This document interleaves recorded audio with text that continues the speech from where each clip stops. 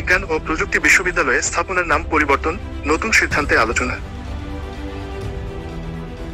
যশোর, 28 ফেব্রুয়ারি। যশোর বিজ্ঞান ও প্রযুক্তি বিশ্ববিদ্যালয়ে জবিপ্রবি বেশ কিছু স্থাপনার নাম পরিবর্তন করা হয়েছে। রিজেন্ট বোর্ডের 105তম সভায় এই সিদ্ধান্ত নেওয়া হয়, যা ইতিমধ্যে ব্যাপক আলোচনার জন্ম দিয়েছে। নাম পরিবর্তনের সিদ্ধান্ত অনুযায়ী শেখ মুজিব একাডেমিক ভবনের নাম পরিবর্তন করে কবি একাডেমিক ভবন রাখা হয়েছে। শেখের পক্ষে হলের নাম পরিবর্তন করে তাপসী রাবেয়া হল রাখা হয়েছে। শেখ রাসেল জিমনিয়ামের নাম পরিবর্তন করে বীরশ্রেষ্ঠ হামিদুর রহমান জিমনেশিয়াম করা হয়েছে। ঝিনাইদহ ভেটেরিনারি মেডিসিন অনুষদের ছাত্র হলের নাম পরিবর্তন করে গোলাম মোস্তফা হল রাখা হয়েছে।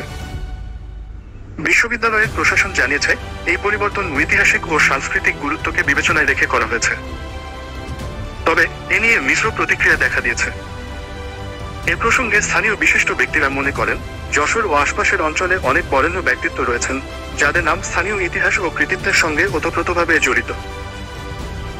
তৎকালীন বিএনপি সরকারের সময়ে যাকে দক্ষিণ পশ্চিম অঞ্চলের সিংহ পুরুষ বলা হতো, সেই মরহুম তরিকুল ইসলাম ছিলেন যশোরের অন্যতম কারিগর। তার নাম বিশ্ববিদ্যালয়ের কোনো স্থাপনায় অন্তর্ভুক্ত করা হয়নি, যা অনেকের কাছেই বিস্ময়কর। বিশ্ববিদ্যালয়ের নাম পরিবর্তনের সিদ্ধান্ত সম্পর্কে জনমনে মিশ্র প্রতিক্রিয়া দেখা দিয়েছে। কেউ কেউ একে ন্যায়সঙ্গত পরিবর্তন মনে করলেও অনেকে এটিকে রাজনৈতিক উদ্দেশ্য প্রণোদিত বলে মনে করছেন।